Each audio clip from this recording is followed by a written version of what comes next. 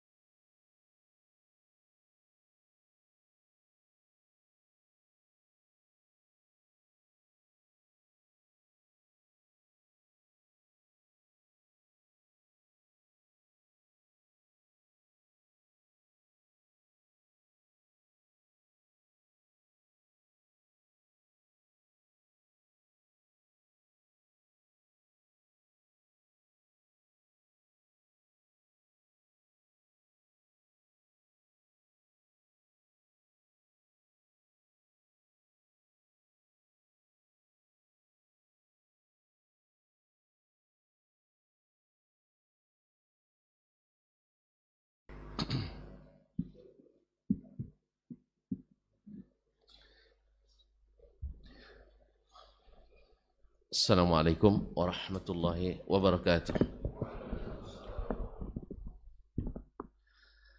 Alhamdulillahi rabbil alamin, wal aqibatu lil muttaqin, wala udwana illa 'alal zalimin.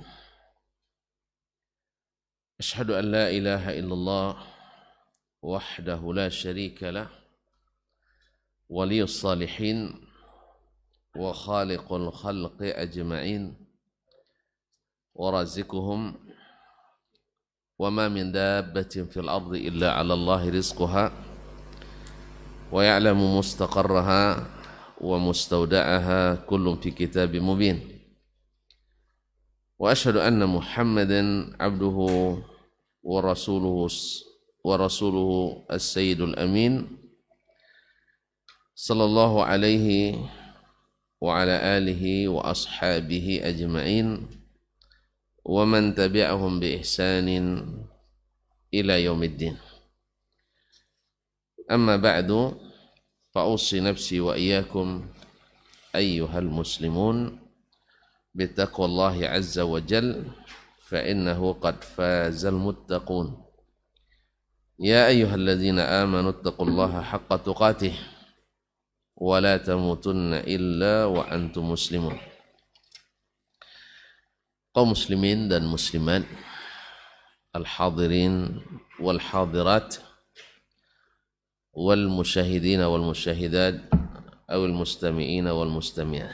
Bapak dan ibu-ibu, saudara-saudara dan saudari-saudari yang hadir di majelis ilmu di Masjid Ubay bin Ka'ab radhiyallahu ta'ala anhu Pekanbaru, ataupun yang menyaksikan atau mendengarkan melalui Radio Rabbani 101,1 FM, atau yang menyaksikan melalui media dimanapun berada. Alhamdulillah, di subuh ini kita kembali diizinkan Allah berada di sini, insyaallah untuk menyambung kaji yang memang sangat patut dikaji, yaitu tentang Aqidah as-salaf ashabil hadis. Aqidah as-salaf ashabil hadis. Karena banyak yang mengklaim mengikut salaf, padahal tidak seperti itu. Kalau masalah mengaku-ngaku semuanya bisa saja mengaku. Bahkan dulu ya bukan sekarang. Dulu orang-orang Yahudi mengaku kami anak-anak Allah kan, dan kekasih-kekasihnya. Itu pengakuan mereka. Kalau yang bangsa-bangsa lain ini bangsa-bangsa untuk memberikan pelayanan kepada bangsa Yahudi, termasuk kita. Dan tapi Allah bantah, qul falima yu'adzibukum bidzunubikum. Kalau betul anak-anak, kenapa diazab karena dosa-dosa kalian? Bal antum bashar. Kalian hanya sekedar manusia saja. Nah, sekarang pengakuan bahwa mengikuti sunnah sebagai ahlus sunnah wal jamaah atau mengikuti mazhab as-salaf, kemudian ahli hadis dan sebagainya, padahal merujuk kepada kitab-kitab yang non ahli hadis dan non as-salaf.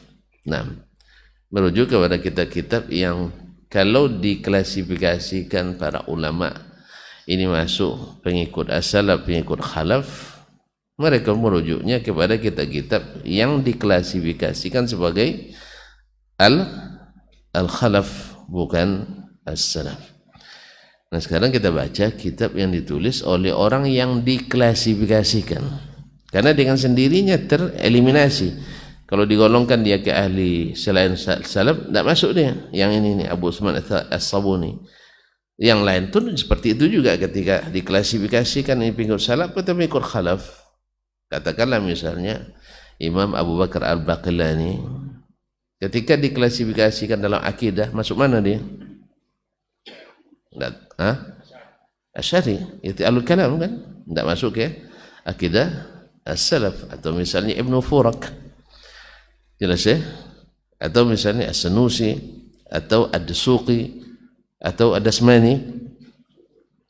Oh, enggak ada. Alhamdulillah, untung enggak ada Ustaz nih. Kalau enggak jadi fitnah pula, itu aliran Dasmani itu, Allah musta'an. Semoga enggak ada ya. Semoga tidak ada. Kaum muslimin dan muslimat dirahmati Allah.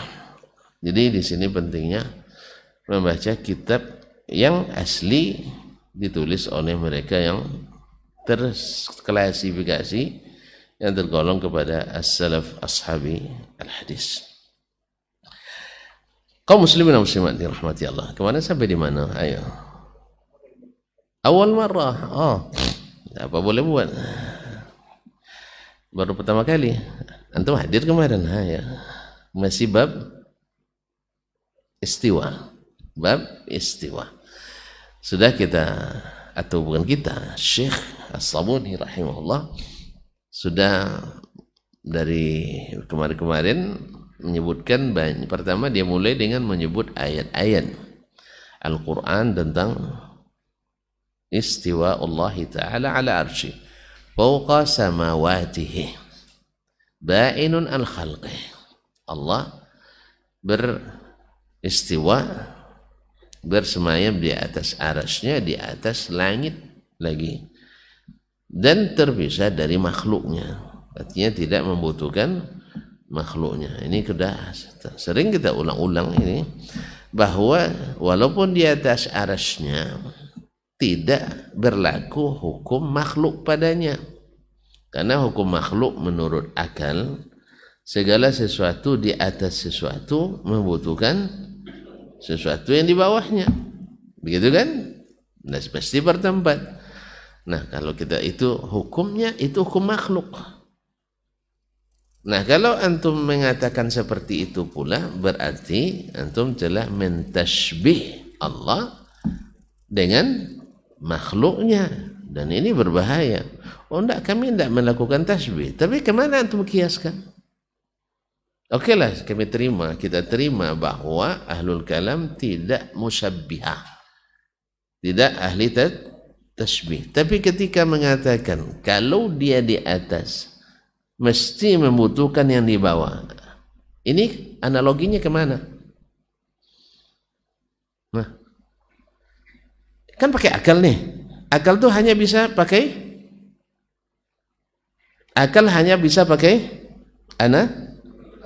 pembanding-banding.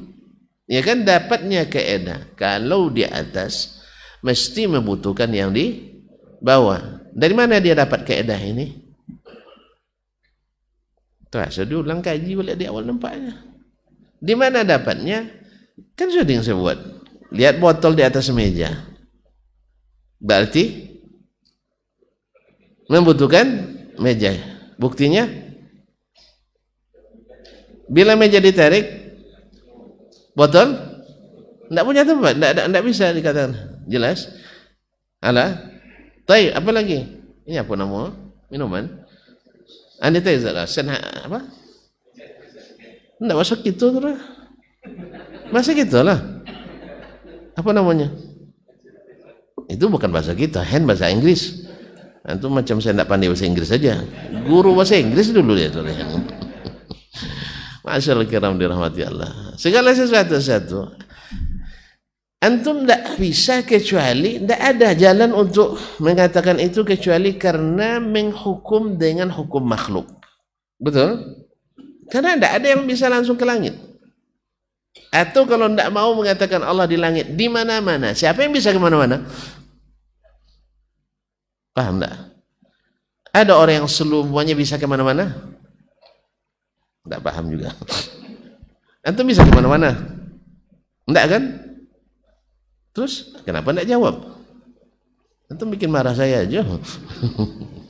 Kaum muslimin dan muslimat dirahmati Allah. Jadi tidak ada. Kalau antum mengatakan Allah subhanahu wa ta'ala kalau beristiwa di arasy membutuhkan arasy. Oleh sebab itu tidak boleh diartikan dengan istiwa di atas arasy. Karena apa? Karena takut menyamakan Allah dengan makhluk. Antum yang menyamakan, Allah sendiri tidak pernah menyamakan. Nabi tak pernah menyamakan. Dan kita ahlus sunnah wal jamaah tidak menyamakannya. Kita hanya membenarkan apa yang Allah beritakan.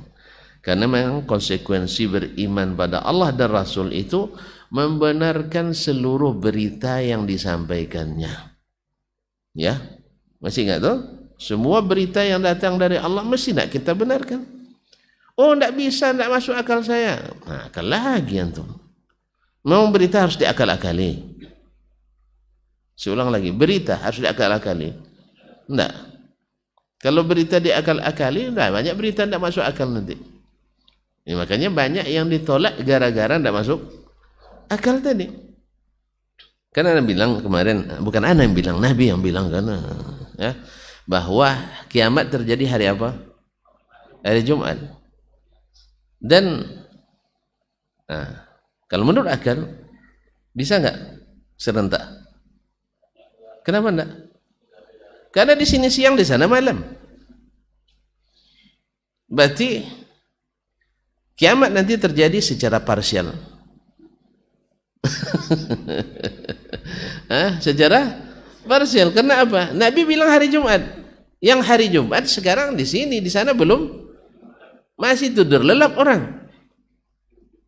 Ya, kita sudah Jumatan di sini, mereka di sana belum sarapan pagi. Makanya kalau ada yang pergi Jumat ke Mekah, hati-hati. Ya, pasti masalah itu. Pasti masalah. Dulu kampung kita banyak sih ya. Sebentar ke Mekah, sebaru ngaji sebentar dah pandai salat ke Mekah. Awaknya tinggal Madinah, tidak bisa Mekah Jumat. Iya, harus berangkat dulu malamnya, baru besok bisa Jumat di Mekah. Ini tidak enak-enak aja dari Mujawali bisa langsung Jumat di Mekah. Subhanallah. Kaum muslimin dan muslimat dirahmati Allah. Ya saya, ya kalau anehnya betul ya, dia oke lah. Kalau klaimnya, kalau mereka pandai sebenarnya, ya kalau pandai, pas kita pulang Jumat dia baru berangkat. Ya, pasalnya Jumat di Mekah lebih lambat kan, nanti sore habis asar baru dia pulang, kan pandailah. Ya kalau mengicuh itu pandailah seketek kan. Jadi jangan ketahuan betul gitu. Ya Ustaz ya. Kan mengicuh tuh. Nah, jadi kalau pulang asar menjelang maghrib, percayalah kita. Ya Ustaz ya. Pasalnya di sana sudah selesai Jumat. Ini enggak. Awak berangkat Jumatnya berangkat pula Jumat. Paham? Oleh itu kaum muslimin dan muslimat dirahmati Allah, akhirnya ditolak pula ini nanti lagi. Sehingga oleh itu kaum muslimin dan muslimat dirahmati Allah, Nabi melarang kita mendalami sesuatu yang tidak perlu didalami. Dilarang oleh Nabi alaihissalatu wassalam. Karena buktinya seperti itu.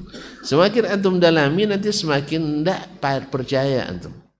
Dan disinilah letaknya perbedaan manhajnya Ahlus Sunnah dengan manhaj selain mereka. Ahlus Sunnah nanti akan disebutkan oleh Syekh, bila dapat berita dari Allah mereka percaya. Kalau yang bukan Ahlus Sunnah bila dapat berita dari mereka segera diteliti dulu. Nanti mati menjelang habis belum selesai meneliti mati. Gimana hukumnya? Mereka bilang jadi hukum ahlil fatrah. Tahu ahlil fatrah? Tidak tahu juga.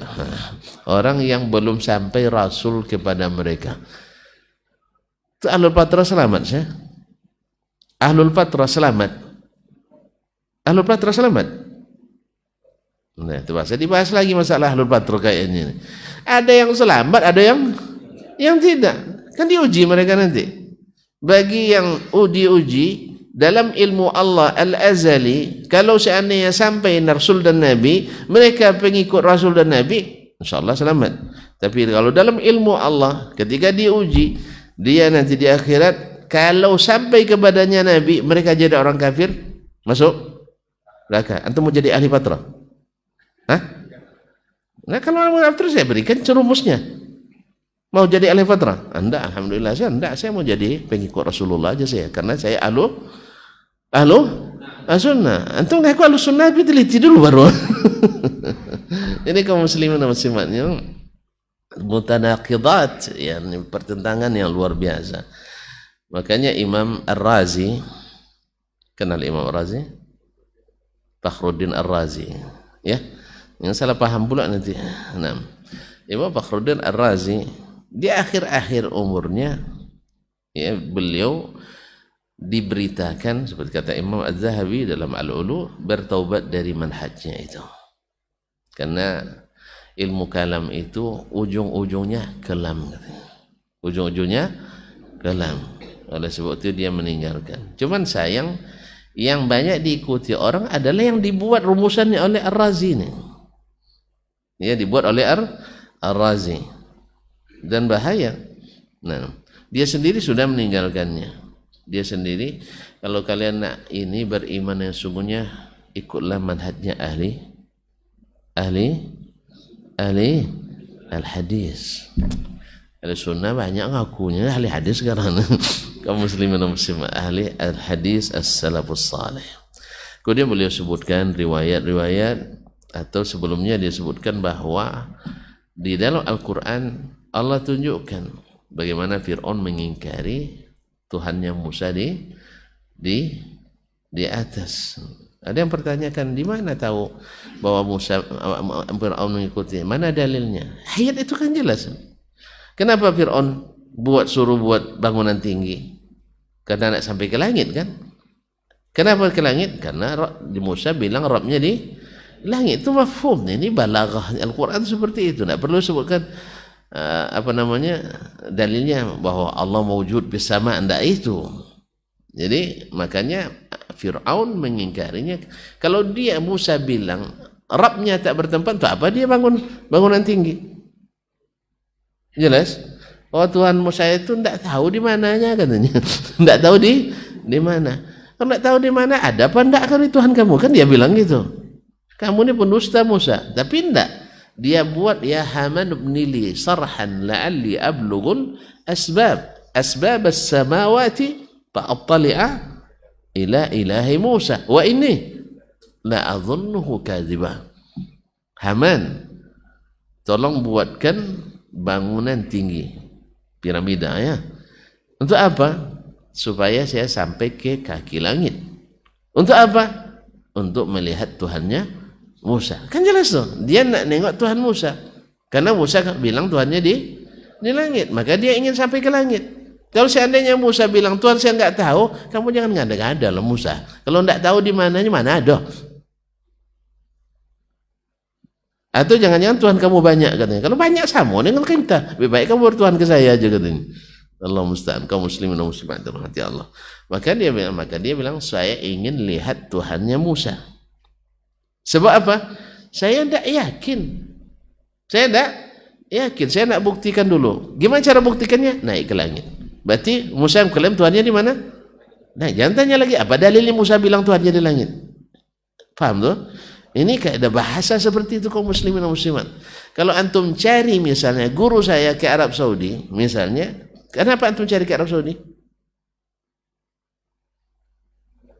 Karena saya ngaku guru saya di Arab Saudi. Kalau enggak akan cari ke Arab Saudi, antum cari ke Mujolai malah. Paham ya? Lain ngerti. Jadi begitu. Jadi bahasa Arab itu bahasa manapun. Kalau saya mengaku punya guru misalnya, guru saya tidak tahu, antum cari kemana? Ya saya bilang aja nggak tahu gitu. Antum ada guru apa enggak? Tapi ketika saya bilang, ya guru saya ada di sini, antum akan periksa. Sebagaimana ada Syu'batul Hajjaj dulu memeriksa hadis, ya ada yang bilang gurunya itu di Mekah, di Madinah, dicarinya dari Basrah ke Madinah. Sampai Madinah pergi haji pula kan cari ke Mekah. Sampai di Mekah ketemu syekhnya, dia bilang gurunya di Kufah, dicari ke Kufah. Sampai ke Kufah katanya di Basrah, balik lagi ke Basrah. Akhirnya ketemu orang yang ternyata tukang gembala. Nah, kaum muslimin dan muslimat dirahmati Allah. Akhirnya hadisnya tidak jelas. Paham Syekh? Nah, akhirnya ketemu sama Fir'aun Tuhan Musa. Musa ketemu oleh Fir'aun? Enggak. Maka dia tidak beriman. Nah, yang seperti ini zaman Patra atau zaman Rasul? Karena dia meneliti kan, tapi akhirnya mati sebelum penelitiannya menghasilkan apa-apa. Akhirnya dia menjadi orang beriman atau orang yang tidak beriman? Tidak beriman. Jadi tidak usah teliti ya. Makanya seperti kata Imam Fakhrul Razi, dia bilang rahimahullah, baca fil itsbat qaulu ta'ala kadza ar-rahmanu 'alal 'arsy istawa. Baca dalam menafikan laisa kamitslihi syai'un. Nah, antara laisa kamitslihi syai'un tidak bertentangan dengan ar-rahmanu 'alal 'arsy istawa. Karena laisa kamitsli istiwa'ihi istiwa'un. Tidak ada istiwa yang semisal dengan istiwa Allah. Jelas ya? Laisa dan bukan semua sifat yang Allah sebutkan yang tidak menerima takwil, maka akan kita dapatkan bahwa tidak semisal dengan sifat itu sifat manapun. Nyaman kita kan? Makanya Ahlus Sunnah tak ada sunnah yang terbuang. Ahlus Sunnah tak ada sunnah yang terbuang, karena tidak mungkin bertentangan kalau datangnya dari satu sumber. Al-Quran karena dia datang dari Allah tak bertentangan, sunnah dengan Al-Quran tak bertentangan, makanya bisa dikompromikan. Jadi yang selalu buat pertentangan itu karena ketinggian ilmu atau karena kedangkalan? Tapi orang-orang cerdas, akhi. Tapi orang-orang cerdas. Orang cerdas mungkin sesat. Orang cerdas mungkin sesat. Kalau itu untuk apa cerdas? Orang cerdas mungkin tersesat. Saya nak nanya, siapa di antara antum itu yang paling cerdas? Saya tunjuk tangan. Saya nak tes gitu. Ayo tunjuk tangan. Tidak ada yang ngaku. Apalagi lo tanya Pak anak siapa mana yang paling bongak, pasti gak ngaku juga. Yang jelas kita ini alhamdulillah, kita ini semuanya cerdas-cerdas ya. Pernah enggak kesasar di jalan? Pernah, alhamdulillah. Lalu karena kesasar hilang cerdasnya? Enggak kan? Kenapa enggak cerdas? Kenapa kesasar? Karena enggak tahu, enggak berilmu. Bahwa jalan itu saya tidak berilmu. Betul kan? Antum ragu enggak saya cerdas atau enggak? Ya saya enggak tunjukkan. Antum ragu atau tidak? Saya termasuk cerdas atau enggak? Jangan basa-basi saya. Iya, antum baca track record pelan belajar kan, insya Allah cerdas sekali tidak, tapi bongak juga enggak lah, sikit-sikit lah. Nah, tapi pernah enggak saya kesasar di jalan? Kenapa? Enggak tahu jalan. Enggak tahu jalan. Kadang tahu jalan tapi terlewat juga. Iya, tahu jalan tapi terlewat juga. Pasalnya apa? Karena ada subuhat. Ada subuhat. Nah, apa subuhatnya? Saya dari Jeddah, saya sering nyetir sendiri dari Jeddah menuju Madinah. Pasti exit masuk ke jalan tol Makkahnya, dari tol Jeddah akan menuju Yambu. Tiba-tiba mobil lewat kencang, apa dari sisi kiri saya. Akhirnya saya terpengaruh gara subuhat ini. Lupa nengok apa nih? Apa namanya nih? Akhirnya terlewat exitnya, lari 140-nya saya. Kan tak mungkin di rem toga kan? Kalau di sana kan orang tak kencang-kencang, paling rendah paling 120. Iya, akhirnya terlewat exit tadi. Kapan dapat U-turn-nya? Baru dapat hanya sekitar 68 kilo. Iya. Hanya tergoda lah saya waktu itu lagi. Kalau gitu langsung ke Yambu aja lah kita, tanggung kan. Nanti dari Yambu baru menuju Madinah. Cuman karena teman-teman yang dengan saya sudah loyo-loyo kan, enggak, kita cari aja balik U-turn lagi. Akhirnya karena jauh balik U-turn itu, akhirnya saya tengok ada jalan kampung. Ada tulisannya Ilal Madinah. Tapi jalan kampung nih. Sebenarnya ragu juga malam-malam jalan kampung kan. Nah, di kampung orang. Akhirnya mau sok-sok. Tahu mau sok-sok? Tolong terjemahkan mana bahannya. Ya meraba-raba kami jalan gitu ya. Memang jalan kampung betul, jalan kampung gitu. Jadi alhamdulillah akhirnya dapat masuk kembali jalan tol Makkah Madinah. Kenapa saya sesat tadi? Karena tidak cerdas atau kenapa? Subuhat. Nah, itulah tuh, karena biasanya orang kalau exit kan ada yang kencang kan. Ini enggak. Awak 140 dia masih di tesinya. Masih di salib. Salib enggak pas, ya di tesi lah. Tahu tesi? Masih dilewatinya kita. Berarti lari dia berapa? Iya, tentu dia 140. Nah. Orang kalau mau exit biasanya larinya rendah, ini enggak ditambah kencang. Akhirnya saya enggak turunkan ke apa, tiba-tiba sudah terlewat. Lewat 68 kilo. Jauh enggak? Dari sini ke Kuok. Tanggung kan? Akhirnya kalau orang yang enggak kuat, dia kalau gitu cari bini di Kuok aja lah katanya. Nah, kalau sudah terlanjur sesat itu, tanggung-tanggung di sini aja lah kita. Mumpung sudah ramai juga jemaah di sini. Ada pasarnya, ada kopi enggak betulangnya, dan sebagainya. Jelas ya? Nah, jadi kecerdasan tidak jaminan. Tapi imanlah yang menjamin. Antum apa kurangnya Abu Jahal? Tapi apa kurangnya Abu Lahab? Orang-orang cerdas semuanya, ya kan? Apa kurangnya Abu Sufyan? Lambat masuk Islamnya, bukan karena tidak cerdas, tapi belum masuk iman ke dalamnya tadi. Baik kaum muslimin dan muslimat dirahmati Allah. Ini mengulang kaji nih, mengulang kaji. Lalu dia sebutkan asar-asar dari Ummu Salamah, cuma tidak sahih dari Ummu Salamah, tapi thabit dari Imam Malik rahimahullah ta'ala. Maka Imam Malik beli rumusan yang dia katakan al-istiwa'u ghairu majhul. Istiwa itu tidak ada yang tidak paham mana istiwa. Orang asal dia orang Arab, tidak ada yang tidak paham. Wal kaifu ghairu ma'qul. Tapi bagaimananya itu tidak bisa kita akali. Karena masalahnya tidak berlaku yang namanya ilmu akal di sini. Kenapa tidak berlaku? Karena akal itu hanya bisa mengkomparasi melalui sampel-sampel yang ada secara konkret. Jelas ya? Nah, baik yang terlihat oleh indera ataupun yang terlihat dengan alat. Orang memiliki kuman kan tidak nampak oleh mata tuh. Tapi dengan mikroskop nampak enggak? Nampak. Orang mengukur angin terlihat oleh mata kita? Enggak. Tapi dengan alat bisa diukur Apa alat pengukur angin namanya? Nggak tahu. Nah, ada kena kita di sini nih. Padahal cerdas tapi enggak. Lalu antum karena saya nggak tahu alat pengukur angin, antum bilang saya nggak cerdas.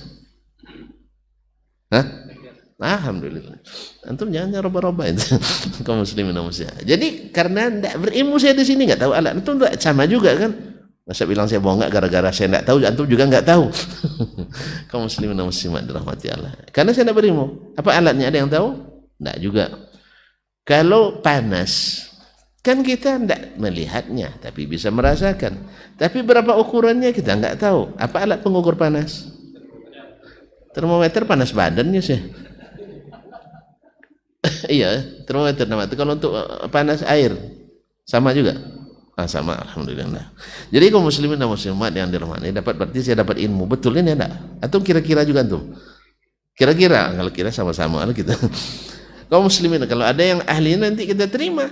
Karena ilmu kita nggak ada di situ. Kita tidak mengurangi cerdas kita, cuman ilmunya belum sampai di situ. Nah, semua kiasan, semua akal, kalau makanya Imam Malik paham dia, karena orang cerdas dan berilmu, bukan hanya sekedar cerdas. Dia katakan wal kaifu ghairu ma'qul. Bagaimananya itu tidak bisa antum akali. Pasalnya apa? Tidak ada sampel untuk diteliti. Kecuali antum menganalogikan Allah dengan makhluknya. Kalau ini namanya tashbih. Makanya ulama Ahlussunnah selalu mengatakan orang yang menakwilkan sifat-sifat Ar-Rahman, sifat-sifat Allah, mesti melalui proses tashbih dulu, lalu berujung ke ta'til. Apa makna tashbih?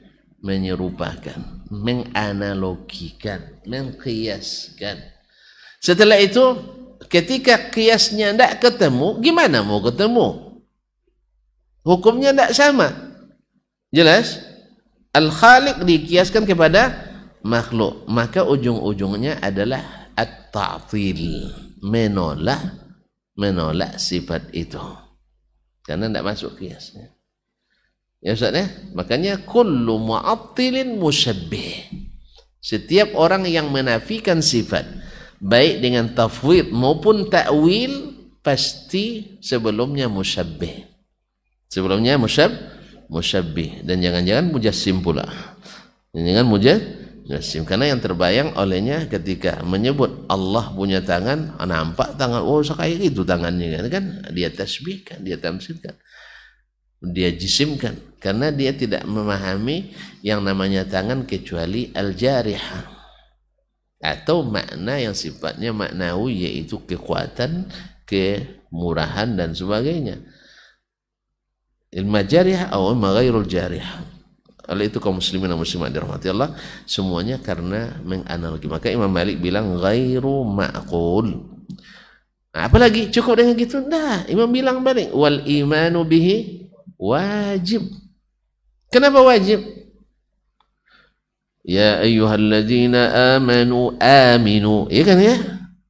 Dengan apa? Nah, dengan aminu billah. Berimanlah pada Allah. Kan gitu ya? Wa bi rasulihi, dan rasulnya. Konsekuensi beriman pada Allah, bila dia bawakan berita, kita percayai. Kan gitu kan? Bila dia datangkan perintah, kita kerjakan kalau sanggup. Kalau enggak, iya, kalau enggak ya. La yukallifullahu nafsan illa wus'aha. Kan ada perintah, fankihu ma tabalakum minan nisa'i mathna wa thulatha wa ruba. Nikahilah yang bagus-bagus. Ikan 2, 3 atau 4. Antum sanggup apa enggak? Enggak. Kalau gitu la yukallifullahu nafsan illa wus'aha. Kenapa enggak sanggup? Enggak turun izin. Kan itu masalahnya. Antum minta izin pada yang anti gimana? Harusnya minta izin pada yang pro. Ini izinnya diletakkan pada yang kontra. Tak akan keluar, akhi. Ya. Sama ini sekarang Ada satu jabatan yang di asesmen kan, jabatan publik atau jabatan apapun Ustadznya, nanti yang apa namanya nominatornya saya, Ustadz imam kita, misalnya kan Syekh. Taib. Syaratnya saya harus minta rekomendasi ke beliau. Kira-kira diberi nggak? Hah? Dia termasuk yang ingin jabatan itu. Tapi syaratnya harus ada rekomendasi dari dia. Mungkin tidak saya dapat? Hah? Tidak mungkin. Tidak mungkin. Mau tidak tuh beri saya? Tidak. Jelas? Sama juga dengan orang yang akan memutuskan perkara. Memutuskan perkara antara orang yang berselisih. Dia termasuk pihak yang berselisih. Mungkin dia memutuskan yang adil? Ya tidak mungkin. Makanya berapa banyak dalam suatu masalah dia pihak yang bersebelahan dengan yang diputuskan hukumnya kan tidak akan pernah adil. Walaupun kadang-kadang yang seperti majelis yang harusnya harus penengah, bukan menjadi salah satu dari pihak, dan tidak jarang ya menjadi pengadil tapi bagian dari pihak yang bertikai. Jadi qadhiha khasmuha qadhiha, yaitu lawannya adalah qadhinya. Kira-kira mana yang menang? Hah? Pihak yang qadhi bersamanya, ya pihak yang hakimnya bersamanya. Jadi wal imanu bihi wajib, ya mendengarkan atau beriman kepadanya itu wajib. Wasu'alu anhu bid'ah, menanyakan bagaimananya atau mempermasalahan kalau ini begini mesti begini, itu tidak ada di kalangan salaf. Mereka mengimaninya. Oh, mereka mengimaninya tanpa makna. Kalau tanpa makna itu namanya kosong. Mungkin Allah menurunkan Al-Quran sebagai main-main. Nah, pokok baca lo huruf tidak ada makna, tidak ada makna. Itu namanya main-main.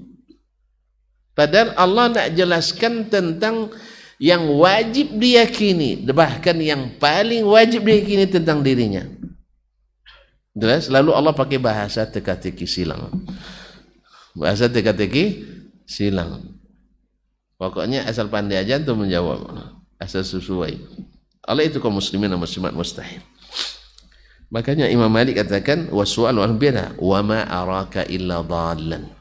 Saya yakin kamu orang sesat. Maka Imam Malik keluarkan dia dari majelis ini. Karena apa? Ini penguncah. Tahu penguncah? Pengacau. Tahu pengacau? Enggak tahu juga. Troublemaker. Nah, baru paham nih karena bahasa kampung. Kalau udah bahasa kampung baru paham, bahasa Indonesia enggak paham tuh. Nah, troublemaker. Karena ini merusak iman. Yarhamakallah. Kalau sudah masuk ke pertanyaan ini dan bertanya itu bid'ah, kata Imam Malik. Karena kalau seandainya patut ditanyakan, sahabat lebih patut bertanya ke Rasulullah sallallahu alaihi wasallam. Silahkan dibaca seluruh kutubus sunnah, kutubul athar.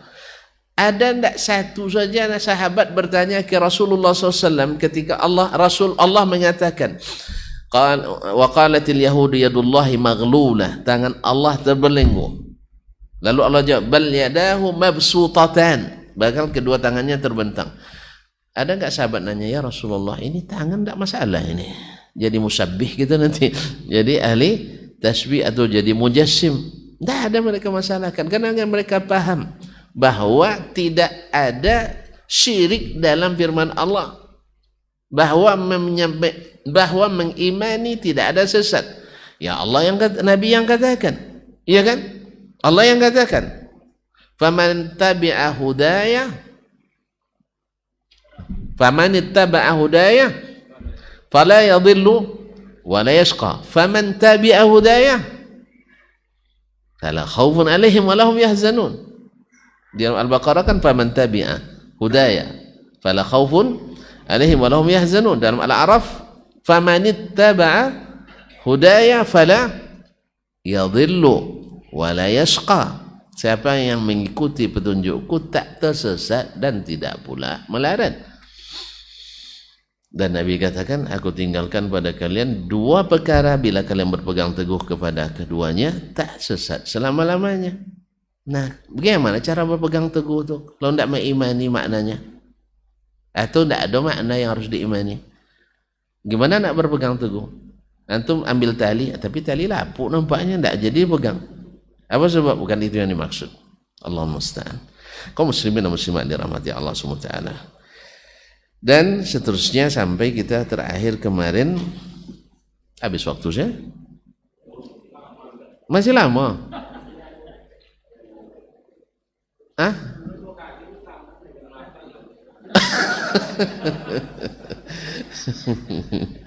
Ada sarapan enggak? Ada sarapan nama tuh. Kalau gitu saya pakai saya biasanya kalau saya kuliah dengan kawan-kawan ini, ya, di majelis kuliah boleh makan, ya, boleh makan dan boleh bicara bebas, tapi dengan moderator, jangan bicara sesama teman. Kan paham kan? Harus melalui moderator. Dan katakanlah apapun yang mau kalian katakan, tapi dengan adab. Walaupun tak satu pun masalah yang kita sepakati, sepaham. Bagi saya itu biasa. Nah, itulah kontrak kuliah saya biasanya. Bagi yang nak makan, tidak ada makanan, saya pesankan makanan. Serius ini. Kalau ada yang mau makan, saya pesankan. Tapi melalui Bang Helmi kan. Saya pesan makanan. Nah, jelas. Jadi itulah metode. Dan alhamdulillah dalam kalau masalah nilai, kalau tuan-tuan mau nilai, saya tidak ada rumus mengurangi nilai.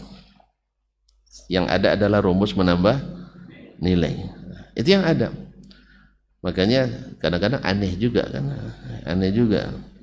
Sudah begitu halusnya kita, baiknya kita ada juga yang bilang, keras,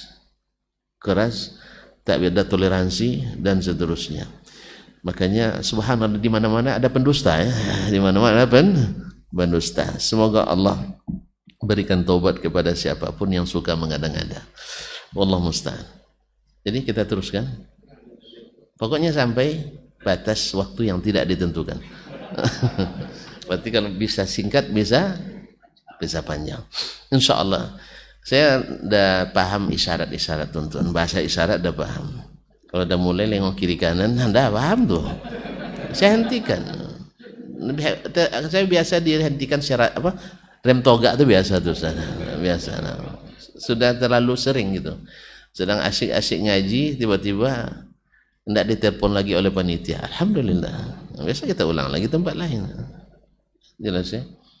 Jadi banyak yang tidak tamat kitab, kadang-kadang ditamatkan di tempat lain. Alhamdulillah.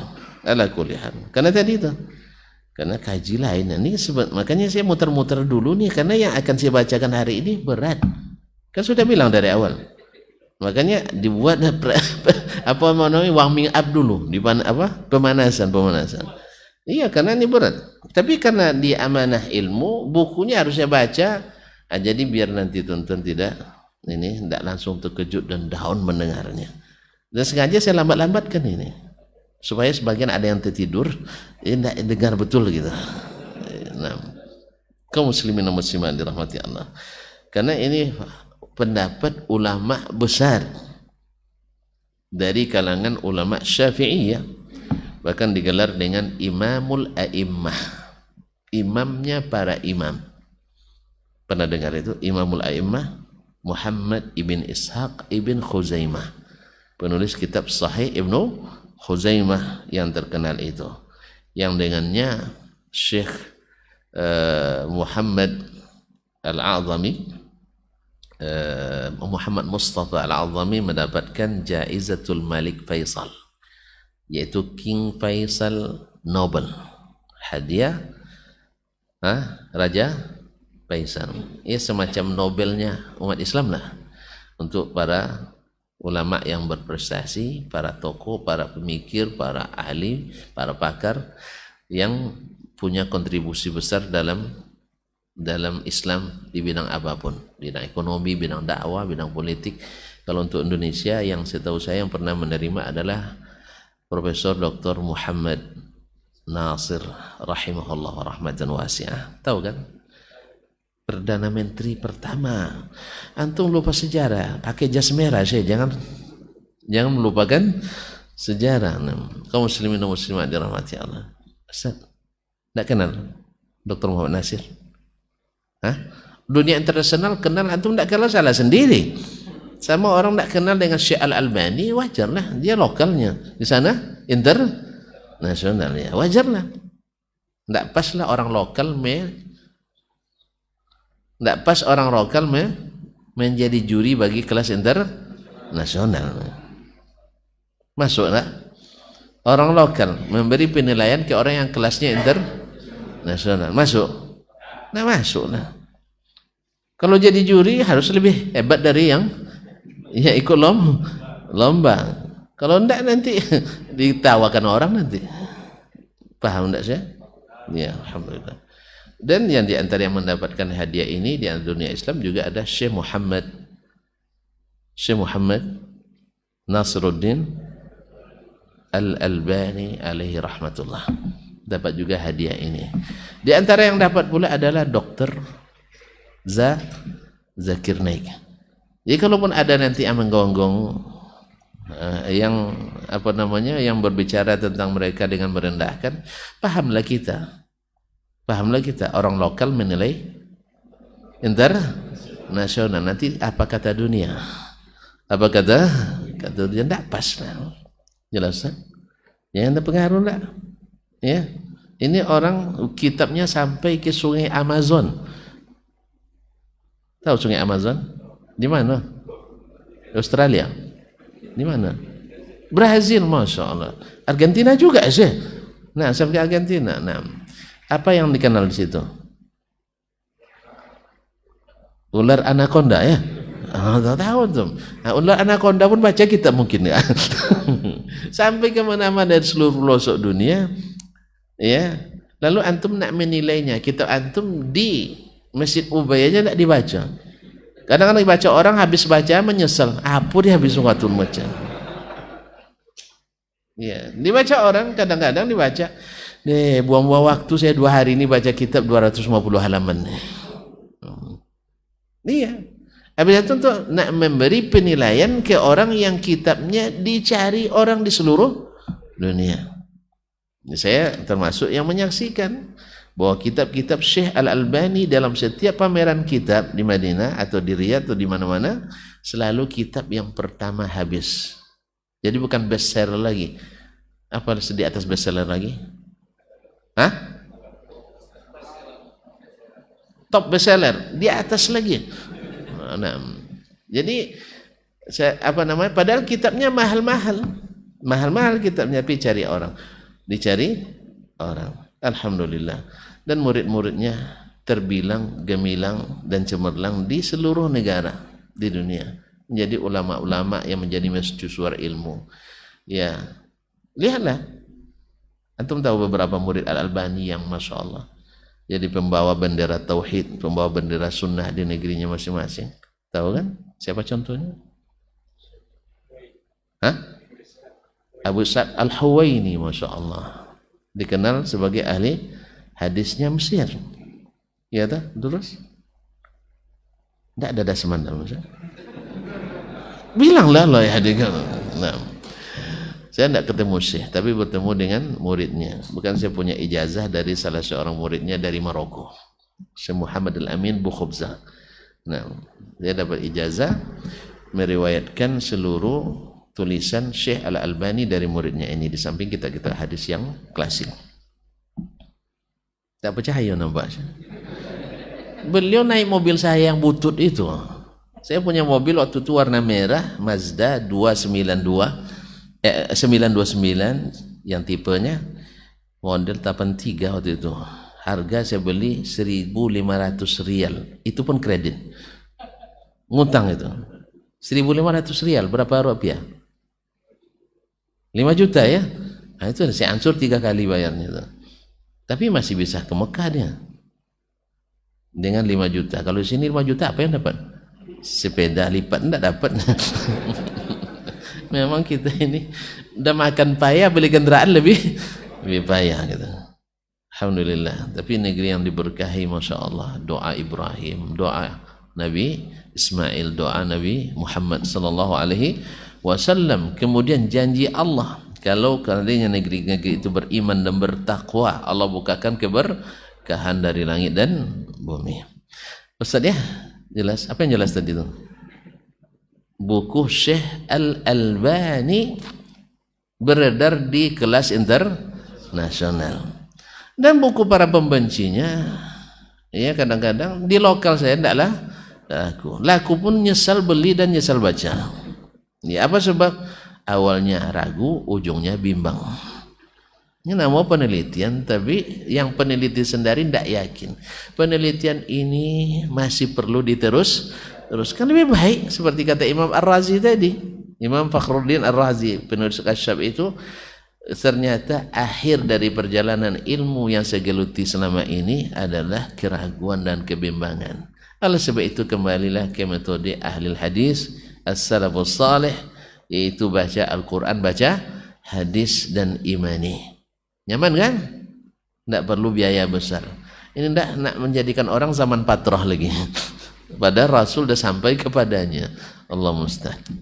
Baiklah kaum muslimin dan muslimat yang dirahmati Allah SWT. Jadi jelas ya, mana yang berkelas, mana yang tidak naik kelas. Di mana yang berkelas dan mana yang dipaksa naik kelas. Itu. Karena ya kadang-kadang karena ayah kepala sekolah, kadang-kadang ya karena ayah kepala sekolah, atau kadang-kadang hilang patuh dekat 7. Allah musta'an. Baik, sekarang kita mulai. Kita mulai nih. Ini agak berat nih. Siap-siap aja untuk siap-siap aja.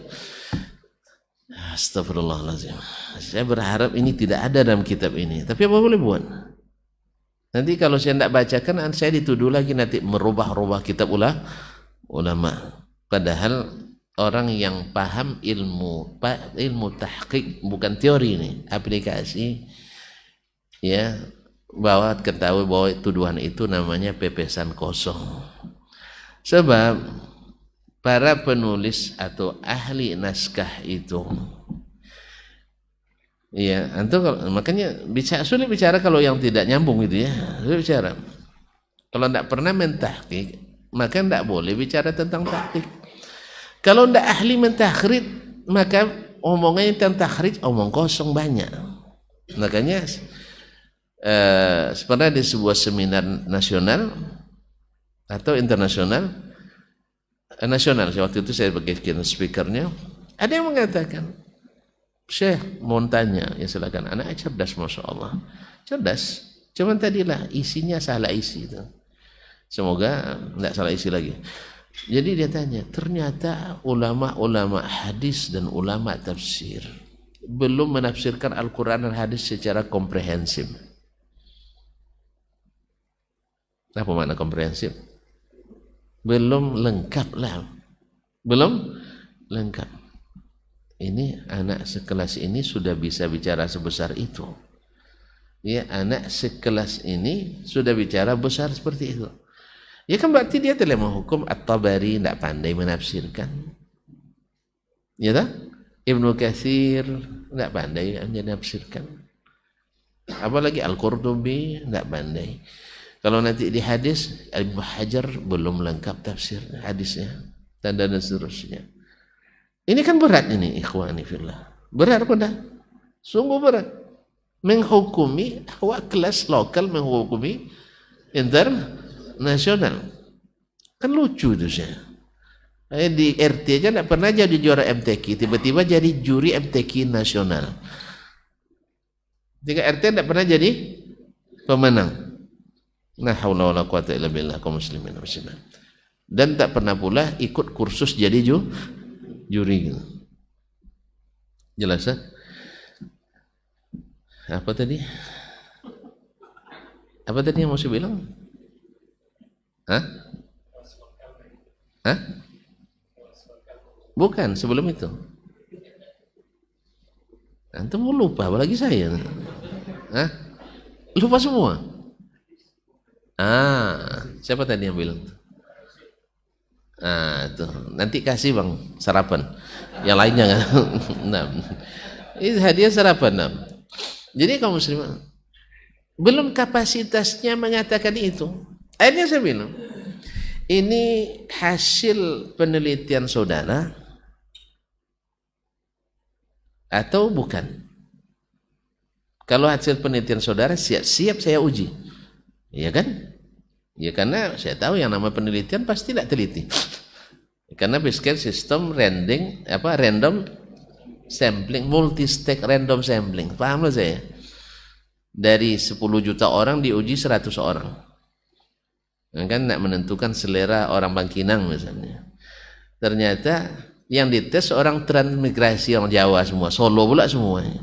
Akhirnya hasil penelitiannya orang Bangkinang suka makanan yang manis-manis, pakai gulainya. Tentu datang saya yang dari Bangkinang kan, tanya ke orang Bangkinang, Aju suka mani? Enggak. Suka pedas? Iya. Suka pedas? Iya. Apa makanan favorit? Lado duo. Pakai gula? Enggak. Itu penelitian. Iko di transmigrasi teliti di Ustaz. Dikumpulnya dapat sampel secara acak, hasilnya baca acak. Itu masalahnya. Nah, kalau antum penelitian saya akan tes. Lalu karena takut dites kan, apalagi kan depan orang ramai. Dia tes berdua aja kita takut tidak lulus, apalagi dites depan orang ramai. Enggak, bukan saya. Kalau begitu pernyataan siapa? Ya dosen-dosen saya. Baik, bisa disebutkan namanya. Ya saya nak songsong terus. Karena saya tahu ini pasti ada masalah pernyataan seperti ini. Ya, sebab apa? Kita yang takhassus di hadis, yang dari S1 sampai S3 di hadis, belum pernah mendapatkan pernyataan itu dari ulama manapun. Yang ada adalah yang namanya manusia ada kekurangan, betul. Tapi kalau menghukum ulama hadis belum secara komprehensif, ini nggak ada saya temukan. Ini tidak ada kecuali di pernyataan para orientalis. Awak ada tahu kronologi dari mana tuh? Nah, alhamdulillah. Akhirnya dia sebutkan beberapa nama. Saya kan tahu juga nama-nama itu.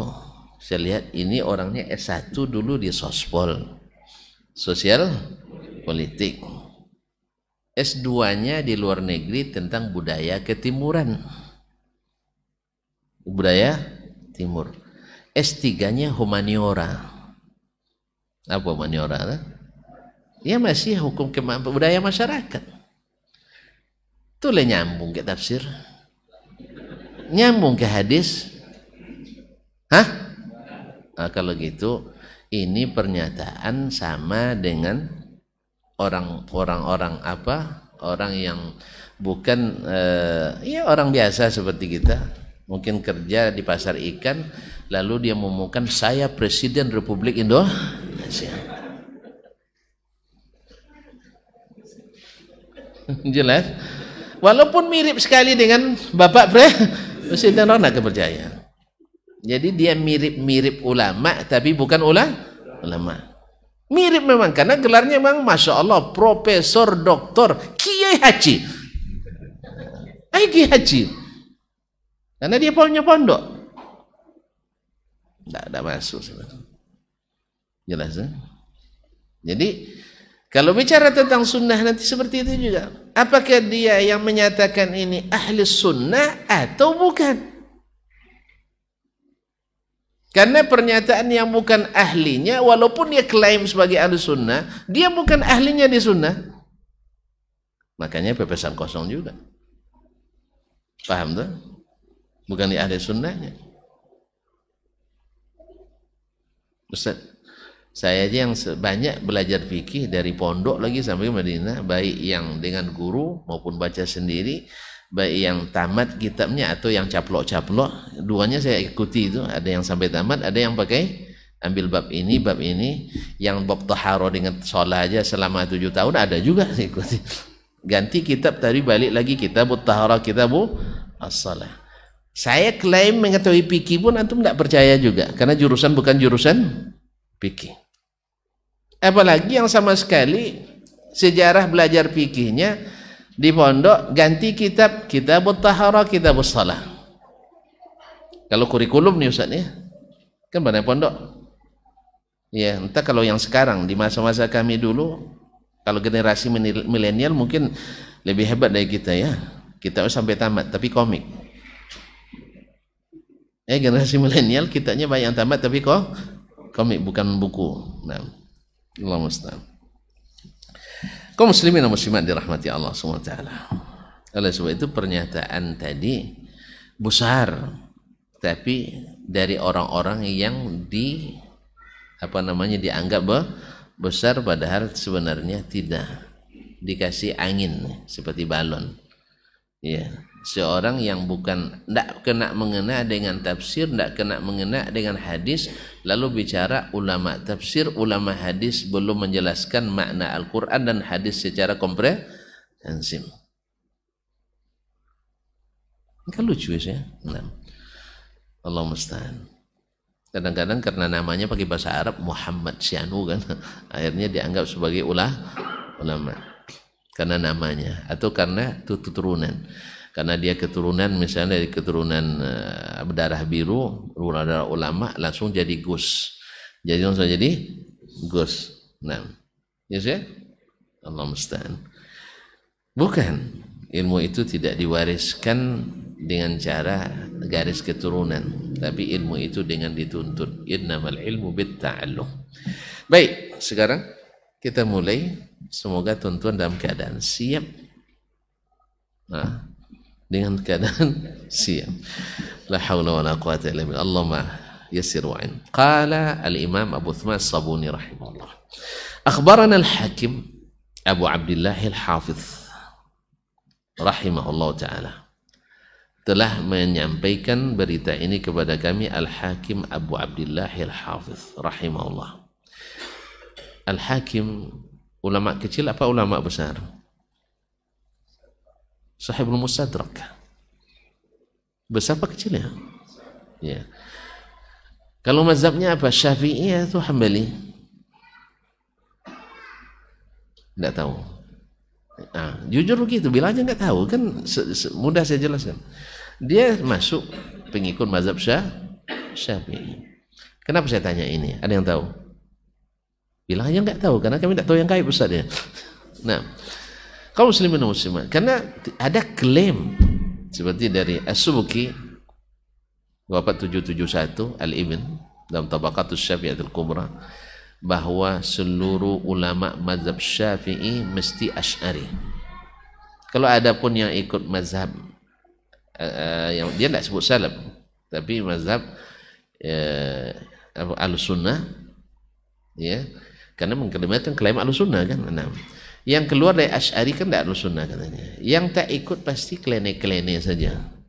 Nah, makanya saya nak tanya, Al-Hakim ni klene atau tahu klene? Hah? Artinya ulama-ulama kecilnya lah, ulama seukuran kampung Bojolai, kampung saya. Atau mungkin lebih tepatnya Ustadz Petang Kamis misalnya. Nah, Al-Hakim ini ulama kecil apa ulama besar? Alhamdulillah. Jadi perkataan Subki benar apa salah? Antum tidak boleh nyalakan ulama Syiah. Antum lebih hebat dari ulama. Hah? Enggak. Jadi ini termasuk asabiyah, ta'assub yang ditunjukkan oleh seorang imam seperti ini. Imam saja bisa ta'assub, apalagi yang bukan imam. Ya.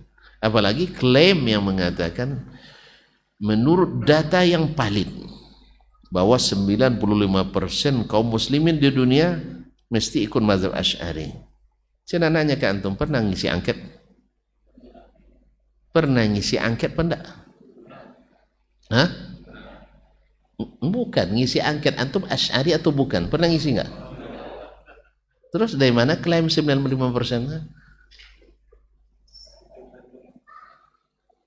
Hah?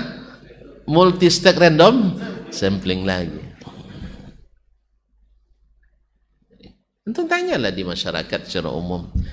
Pasti kalau ditanya Atau secara langsung mereka kalau menyebut nama Allah pasti nunjuk kemana? Ke atas. Tunjuknya langsung ke atas. Kalau dia minta pasti menengadah ke atas. Nah, ini keyakinan mazhab itu atau mazhab ahli sunnah ini? Nah, ahli sunnah. Ya, omongannya juga begitu. Jangan takut, kan ada Allah yang di atas. Tidak ada dalam masyarakat yang bilang Allah yang di mana-mana, kecuali yang baru ngaji. Dicekokin ini, jangan bilang Allah di atas ya, nanti sesat.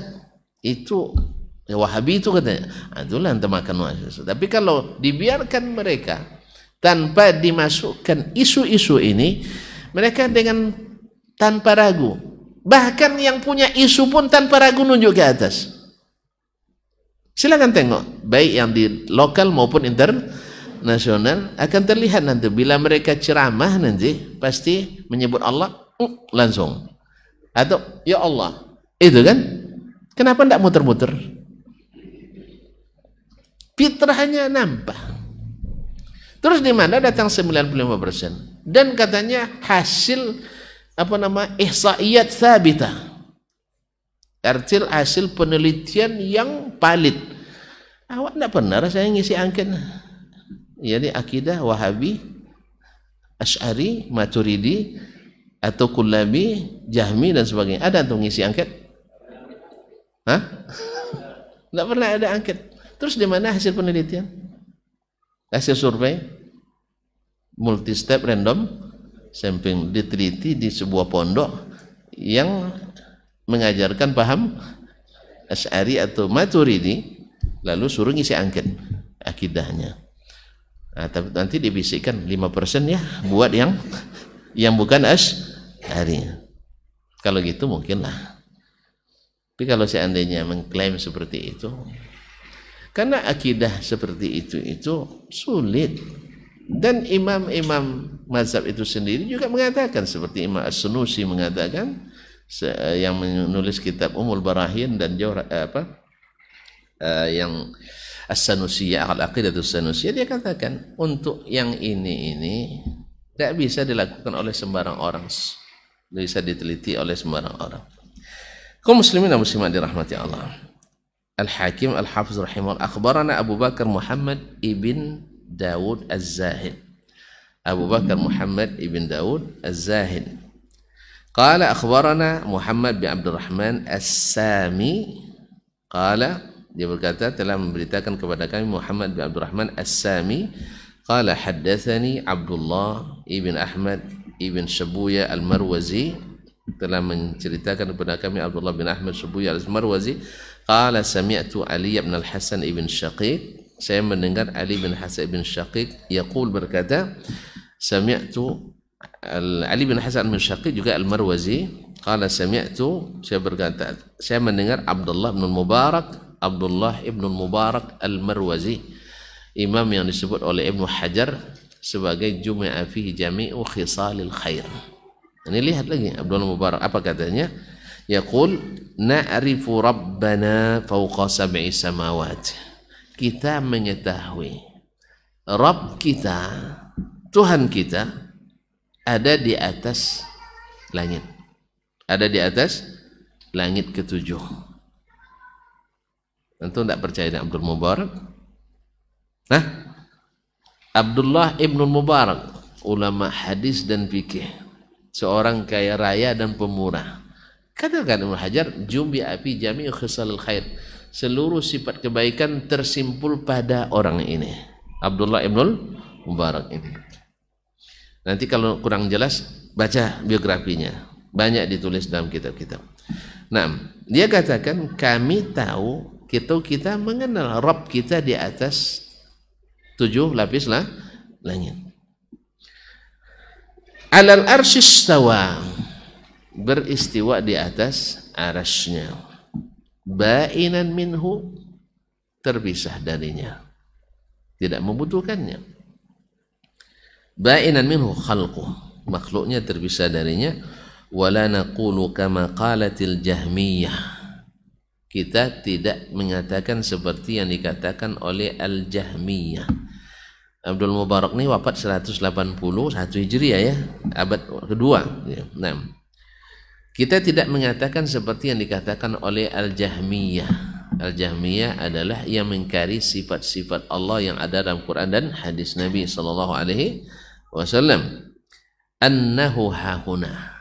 Orang Jahmiyah mengatakan Allah ada di sini. Wa asyara ilal ardi, lalu dia menunjuk ke bumi. Karena orang Jahmiyah mengatakan Allah tak bertempat, dia ada di mana? Mana termasuk di bumi? Kata tidak. Karena ini tidak ada dalilnya yang sahih dan sarih. Oh ada, wa huwa ma'akum aynama kuntum. Taib, ini dalil mutasyabih.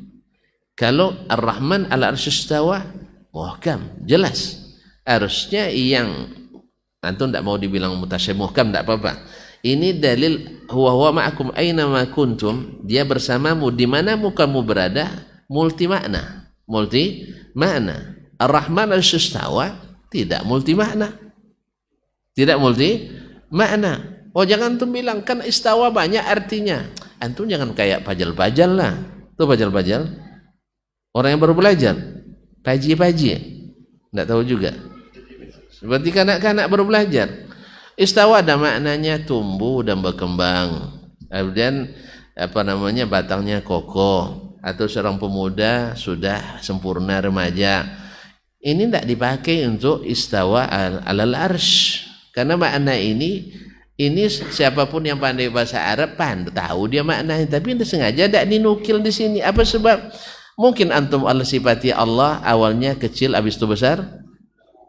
Hah? Ditanam biji dulu habis itu berkembang dan berbatang? Enggak bisa. Awalnya kanak-kanak habis itu remaja sempurna. Makanya jangan dihujat dengan makna itu. Antum makanya kalau orang sudah kehabisan hujat, apapun dilemparnya, batu, sepatu, bahkan makanan lempar sama kita. Sambil diiringi dengan bahasa-bahasa yang merendahkan. Dia seolah-olah kita tidak pandai bahasa Arab, tidak pandai nahwu sarf.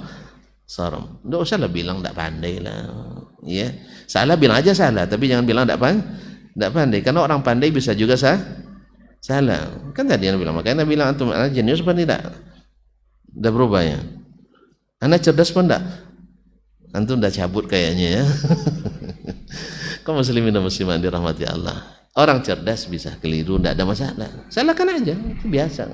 Tapi kalau mengatakan bodoh, bongak dan sebagainya, itu tidak bahasa ilmiah, tidak bahasa orang yang terhormat. Ya, jangan antum tunjukkan rendah martabat dengan bahasa-bahasa yang tidak baik. Kalau antum memang orang terhormat, pakai bahasa yang menghormati. Karena bagaimanapun kan kita katakan tadi bahwa tidak sepakat pun ke dalam satu masalah, kita selama muslim tetap bersaudara, kan itu kaedahnya. Begitu saja. Dia mengatakan begini-begini itu tak pas. Kaum muslimin dan muslimat dirahmati Allah SWT. Taib, Ibnu Mubarak dia katakan tidak seperti yang dikatakan oleh kaum Jahmiyah yang dasar-dasar pemikirannya banyak yang diadopsi oleh berbagai aliran-aliran akidah dalam Islam. Akidah Islam. Dia walaupun tidak mengakui sebagaimana aliran filsafat Mu'tazilah, ya teradopsi juga oleh sebagian ulama ahli kalam seperti yang diakui oleh Abu Ja'far As-Simnani ketika dia menyebutkan salah satu kaedah yang disebutkan oleh Imam Abul Hasan Al-Asy'ari alaihi rahmatullah. Inilah yang belum bisa tertinggalkan oleh Imam Abul Hasan Al-Asy'ari dalam kitabnya. Dan ini adalah murni kaedah orang Mu'tazilah. Semoga Allah memaafkan kita dan memaafkannya. Ma'asyarul kiram dirahmati Allah SWT. Kemudian ini yang lebih berat lagi. Katanya di hukum Jahmiyah sekarang nanti sampai pada menghukum la ilaha illallah non muslim. Tidak juga. Ini kan ijtihad ulama kaum muslimin. Baik, kita teruskan. Wa qala sami'tul hakim Aba Abdillah. Saya mendengar Al-Hakim Abu Abdullah. Ahli hadis lagi ya, ahli hadis. Nah, Al-Hafiz fi kitab Tarikh, di dalam kitabnya At-Tarikh, Tarikh Nisabur, allazi jama'ahu li ahli Nisabur, yang dia susun dan dia tulis tentang sejarah ulama-ulama Nisabur. Sejarah terbuat daerah itu dan para ulama yang pokoknya masuk, para ulama, para ilmuwan, para pemikir, para tokoh-tokoh dan sebagainya, orang yang pernah berkuasa. Wa fi kitabih Ma'rifatil Hadis, dan dalam kitabnya Ma'rifatil Hadis, yakni Ma'rifatu Ulumil Hadis, masyhur. Nah, allazaini jama'ahuma, yang dia susun, walam yusbaq ila mithlihima, dan belum pernah ada yang menulis seperti beliau menulis. Yaqul, dia berkata, Sami'tu Aba Ja'far Muhammad ibn Saleh ibn Hani yaqul, saya mendengar Abu Ja'far Muhammad bin Saleh bin Hani yaqul, berkata, Sami'tu Abu Bakar Muhammad ibn Ishaq ibn Khuzaimah, saya mendengar Abu Bakar Muhammad ibn Ishaq ibn Khuzaimah, yang terkenal itu penulis Sahih Ibnu Khuzaimah. Nah, dikenal dengan Imamul A'immah, salah seorang pembesar mazhab Syafi'i. Ini juga membatalkan klaim sepihak As-Subki yang mengatakan ulama Syafi'iyah yang mengikuti selain mazhab Asy'ari orang-orang yang tidak berarti. Lucu nih kan. Tapi begitulah ta'assub, yaitu fanatisme yang berlebihan, membuat orang yang terang menjadi kelam. Belum lagi nanti, ini ada banyak nama yang saya kumpulkan. Ini yang sarih dari ulama mazhab Syafi'iyah menentang pemahaman Al-Asy'ari di periode kedua. Ya, yang baru terkumpul oleh saya ulama besarnya aja yang sarih dari perkataannya, yang mengatakan menentang akidah tersebut. Ada 78 orang. Banyak sedikitnya. Nah, iya. Sebenarnya masih ada. Kalau Ibnul Mibrad dalam kitabnya Jam'ul Juyus wa Dasakir ala Ibni Asakir menyebutkan lebih dari 400 orang. Dan beliau katakan ini sekedar contoh saja. Kalau kita ikuti tidak banyak. Sebutkan banyak, nanti tidak kurang dari 10.000 ulama besar yang tidak bersepaham dengan akidah ahlil kalam tadi.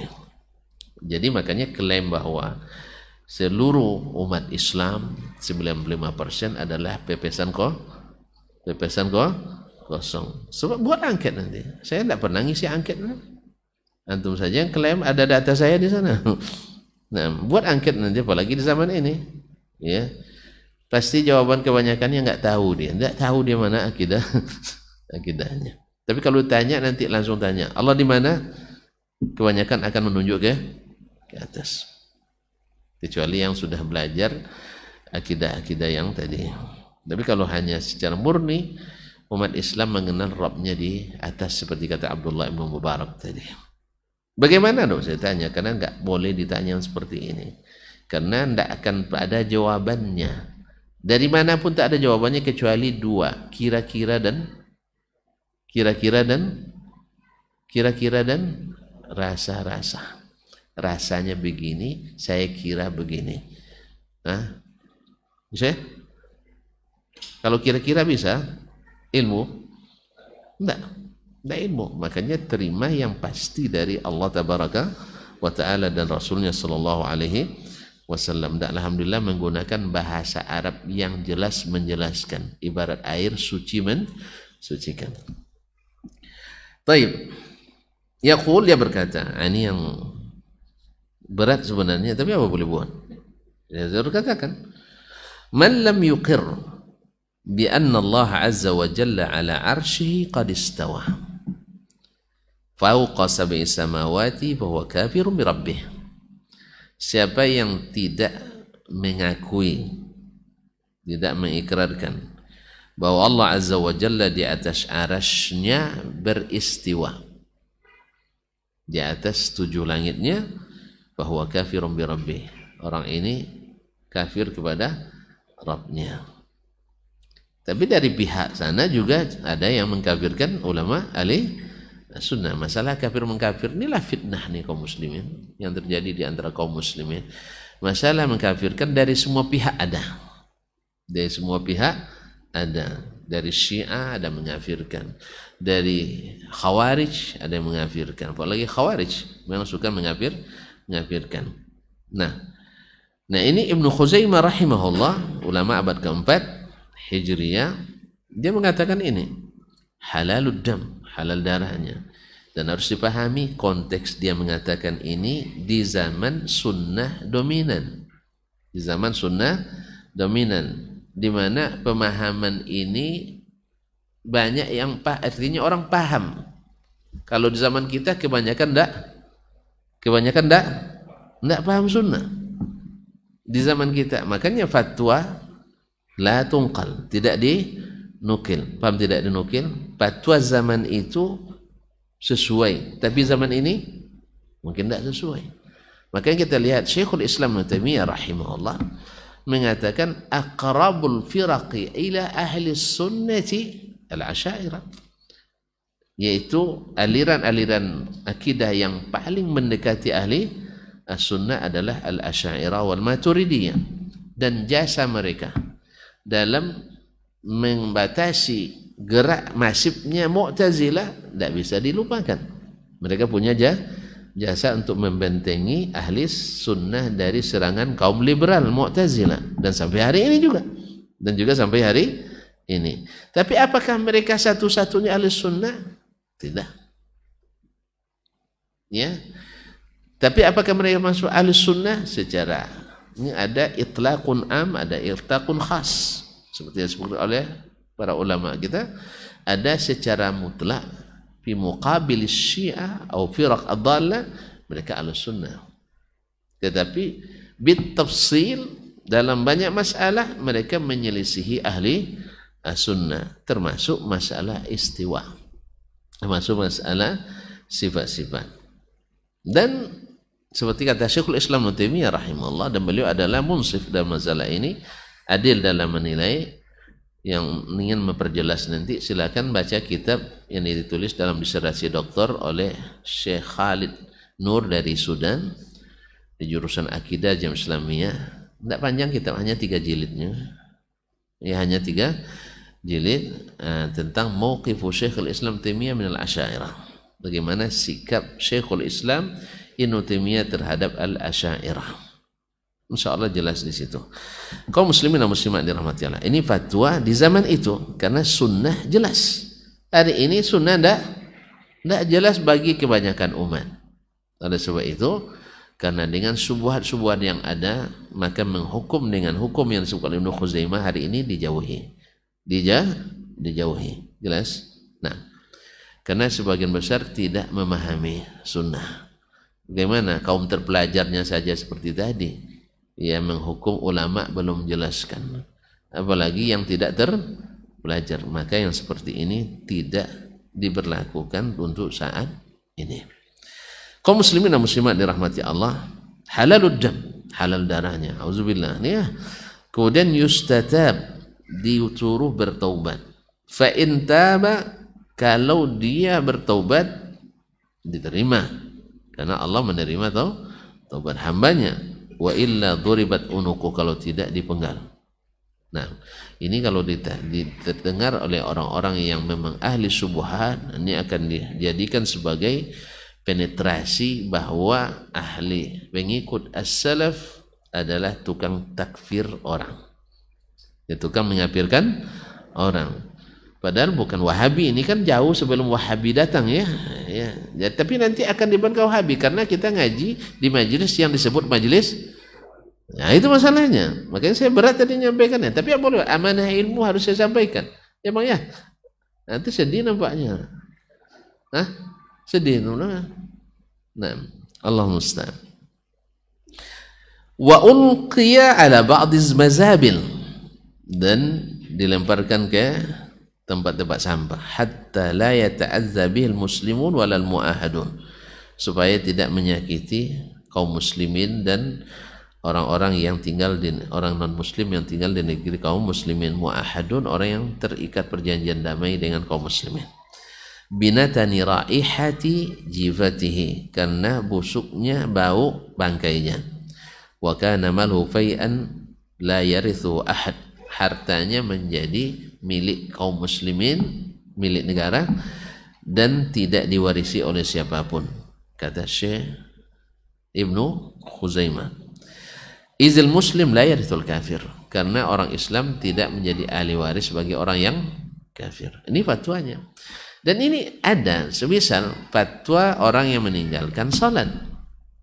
Orang yang meninggalkan salat, ini dari dulu mazhab sudah seperti itu. Mazhab Abu Hanifah mengatakan orang yang meninggalkan salat dengan sengaja tetap mengakui kewajibannya, maka tidak dihukum kafir, tapi boleh ditakzir.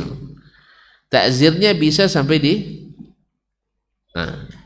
berarti teroris lagi nih, na'udzubillah. Ini hukum Allah Subhanahu wa taala. Nah, kemudian Imam Ahmad mengatakan, tidak ragu dia katakan, orang yang meninggalkan salat dengan sengaja sekalipun mengakui kewajibannya, maka keluar dari Islam, tidak diwarisi dan tidak mewarisi, dan mesti dipisahkan, nikahnya dipasakh. Kemudian bila mati tidak dikuburkan di kuburan kaum muslimin. Ini ya masalah fikih, apalagi masalah akidah. Masalah akidah. Jadi ini disampaikan oleh dalam kitab-kitab fikih. Nah, bukan hanya dalam kitab-kitab akidah. Kalau Imam Asy-Syafi'i lain lagi. Imam Syafi'i mengatakan bahwasanya dia tidak dihukum kafir. Alasan beliau, kalau yang lain kan punya dalil semuanya, ini juga punya dalil. Alasan beliau, siapa yang mengucapkan la ilaha illallah Muhammadur Rasulullah, yakin tidak Islamnya? Saya ulang, orang yang sudah mengucapkan asyhadu an la ilaha illallah wa asyhadu anna Muhammad, wajib tak kita yakini dia muslim? Wajib? Jelas tuh? Apa dalilnya? Mulai Bunyal Islam ala khams. Islam dibangun di atas 5 perkara. 1, syahadatin. Yang kedua, ketika dalam perang Usamah ibn Zaid ya membunuh seorang yang mengucapkan asyhadu an la ilaha illallah asyhadu anna Rasulullah. Nabi marah besar. Ya Rasulullah, dia baru mengucapkan setelah saya sudah berhasil nak membunuhnya. Tidak ada jalan bagi dia kecuali mati. Baru dia ucapkan karena terpaksa. Kata Nabi SAW, syaqaqta an qalbi. Kamu sudah bedah hatinya. Dan mereka lain, madza taf'alu bila ilaha illallah. Maka kita juga seperti itu. Seluruh kaum muslimin yang mengucapkan asyhadu an la ilaha illallah biyakin wa asyhadu anna, kita tidak kafirkan. Jelas? Termasuk yang tadi saudara-saudara kita dari kalangan akidah Asy'ariyah, Maturidiyah dan yang lain-lainnya yang tidak sharih meninggalkan Islam. Syubhat tadi, saya katakan syubhat tadi. Kalau ini fatwa Ibnu Khuzaimah, ini fatwa beliau sesuai dengan masanya. Dia ulama di masanya, dia tahu. Tapi untuk masa sekarang tidak. Jelas? Dan itu yang kita dapatkan dari masyayikh kita. Ya, dari masyayikh tempat kita belajar, sebesar Syekh Abdul Muhsin Al-Abbad rahimahullah ta'ala.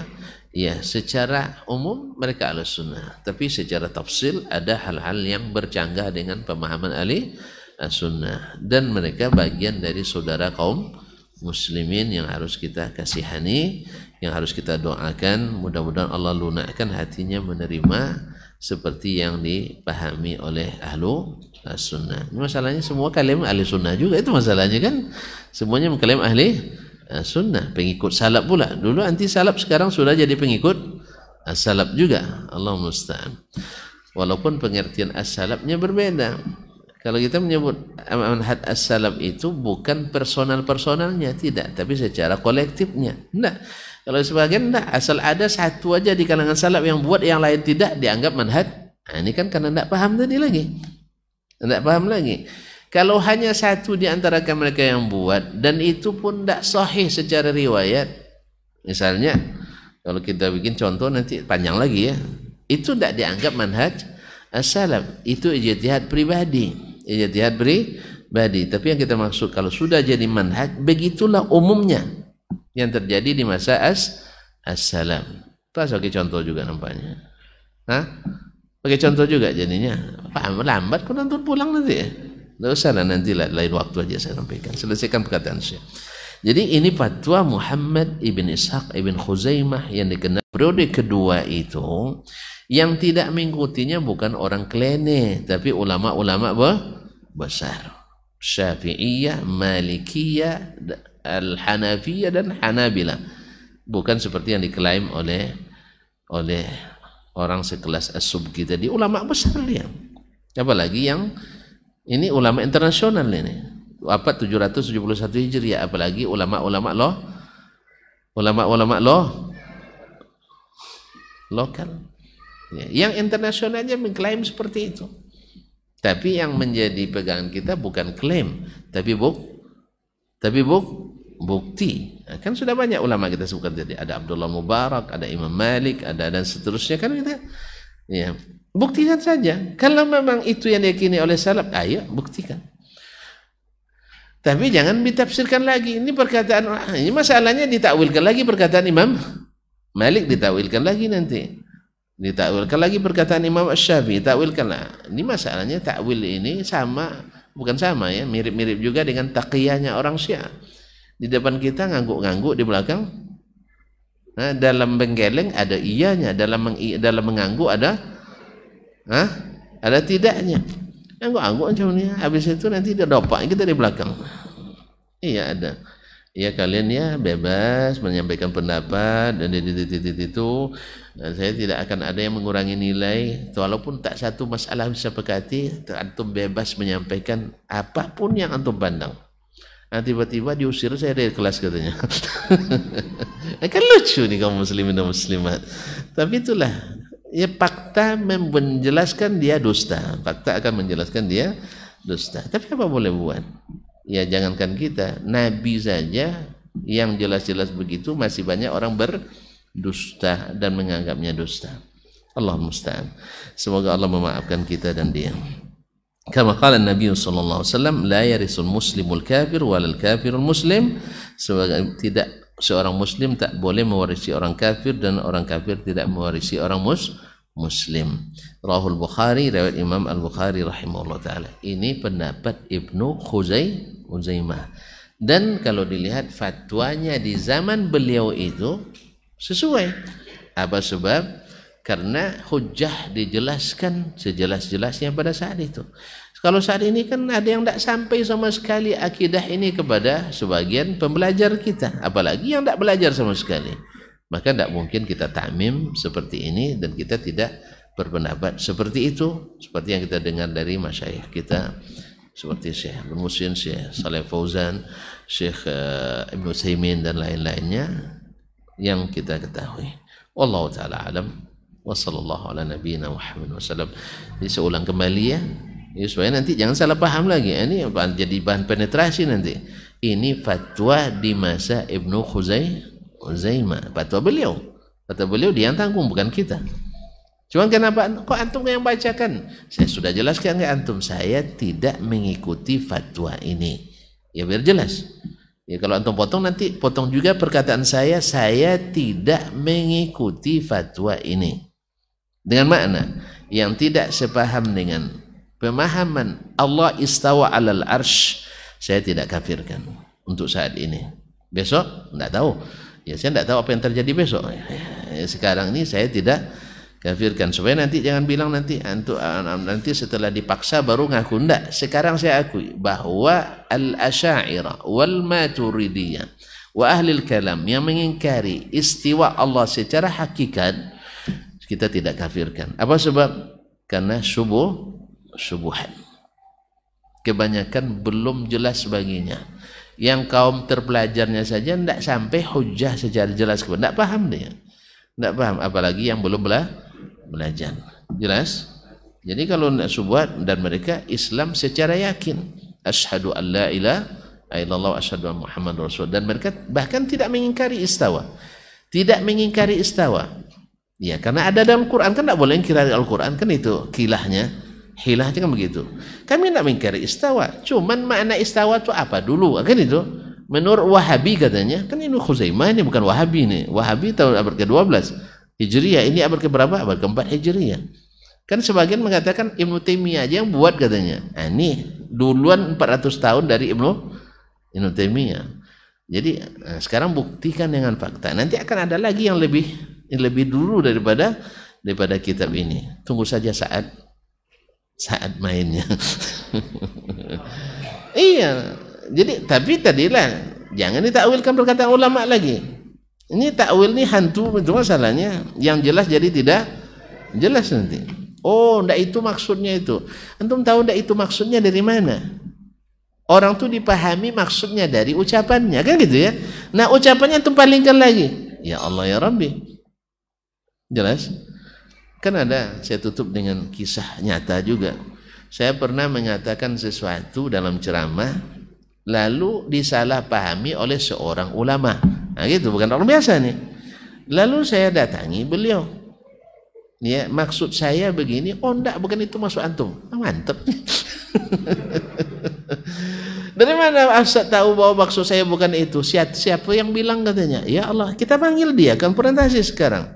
Kalau tonton mau, rekamannya ada sama saya. Saya merekam. Dari sejak saya pulang, saya selalu merekam ceramah saya sampai sekarang. Kalau dulu saya sendiri yang rekam, sekarang enggak ada media nampaknya. Ya kita buka dari awal sampai akhir. Bukankah dalam kaidah dikatakan yang paham perkataan seseorang orang itu sendiri, dan orang dipahami apa yang dia maksud dari bahasanya, iya tak? Nah antum ucapkan dia, Ustaz lebih paham ucapan saya dari mana tahunya? Dari orang. Subhanallah, saya bilang orang lebih paham ucapan saya dari saya. Hah? Mungkin enggak, tapi tetap bertahan karena dia keadaannya tetap kambing walaupun terbang. Iya, tetap kambing walaupun terbang. Tahu kisahnya? Mau tahu juga? Iyalah, tak apa, saya tutup lagi. Saya mau nutup tadi kan, biar tidak penasaran lagi kan. Ada dulu di padang pasir berjalan dua orang di masa jahiliyah dulu. Nah, tiba-tiba dari kejauhan terlihat titik hitam. Tidak jelas barangnya. Yang ini bilang itu burung gagak, urap katanya. Yang satu bilang bukan, itu kambing. Akhirnya mereka nak memastikan, bertaruh dia kan, siapa yang menang dapat hadiah barangkali, berkejar ke situ, tiba-tiba terbang. Nah, kan katanya, kata yang bilang gagak, pokoknya tetap kambing walaupun terbang. Itulah kisahnya. Dah sejelas itu masih juga tak mau mengaku. Ya kalau gitu ya terserah antum lagi. Saya sudah berusaha untuk mengkelirkan antara kita, supaya tidak terjadi fitnah antara kita. Tapi antum tidak mau terima, ini rekamannya. Mau dengarkan bersama saya, ayo kita buka sekarang. Atau nak antum dengar sendiri, silahkan saya share ke tempat antum, silahkan dengar sendiri. Pokoknya tidak mau, maksud antum bukan itu, seperti yang dikatakan si fulan. Ayolah, kita panggil si fulan itu, tidak mau juga. Nah, kalau gitu, pokoknya antum salah paham dengan ucapan antum. Ya, boleh buat. Ya kalau salah paham, oke, kalau nanti saya salah paham, saya siap untuk mencabut kembali. Tapi buktikan, kan yang tahu kan saya yang mengucapkan. Ini rekamannya. Pokoknya tetap kambing walaupun terbang. Sampai hari ini tetap kambing walaupun terbang. Ya apa boleh buat. Saya hanya bisa untuk berusaha menghilangkan fitnah. Ya supaya daripada kita saling memfitnah dari belakang, lebih baik berterang-terangan. Nah, kalau saya yang salah, saya siap mencabut. Ya, seperti kata Imam Syafi'i, saya mencontoh beliau juga. Bila tersalah, saya cabut walaupun setelah mati. Bila saya salah, saya mencabut apa yang saya nyatakan walaupun setelah saya meninggal dunia. Saya tobat daripadanya. Jadi sekarang saya nyatakan. Tapi kalau antum tafsirkan sendiri perkataan saya, tidak mau menerima tafsir saya sendiri, apa boleh buat? Jelas? Makanya perkataan Allah kita tafsir dengan perkataannya, perkataan Rasul kita tafsir dengan perkataannya. Ustaz? Dan kalau nak turun juga ke bawah dengan perkataan para sahabat as-salafus salih, tapi bukan ijtihad pribadi. Nah, ini sebagian tak, asal ada ulama satu salaf mengatakan itu manhaj salaf katanya, itu salaf itu. Kadang-kadang tidak sahih daripada salaf itu. Kadang-kadang sanadnya tidak sahih. Misalnya diriwayatkan dari Atha katanya, ketika diperiksa ternyata riwayatnya mursal. Dan ulama yang sekelas Atha banyak di masa itu, tak ada yang melakukannya, bahkan menentang. Maka dikatakan, oh ini manhaj salaf. Ini maksudnya pahami dulu apa yang dimaksud salaf. Sama dengan juga ahli hadis. Ahli hadis bukan yang mengajar mustalah, yang mengajar takhrij hadis, mengajar teori, itu bukan ahli hadis. Ahli hadis itu yang mengamalkan hadis. Itu definisinya. Bukan dokter hadis, bukan profesor hadis. Itu dari sisi spesialisasi, tapi manhajnya enggak. Wallahu musta'an wa alaihi tuqlan. Cukup isi ya? Ini kasihan awak. Ya, sebentar lagi kuliah juga. Nah, terima kasih dan mohon maaf. Ada yang enggak paham? Ada yang salah paham? Atau yang mengatakan saya enggak paham? Ya, wallahu musta'an wa alaihi tuqlan. Terima kasih dan mohon maaf. Subhanakallahumma bihamdik, asyhadu an la ilaha illa anta astaghfiruka wa atubu ilaik. Wassalamualaikum warahmatullahi wabarakatuh.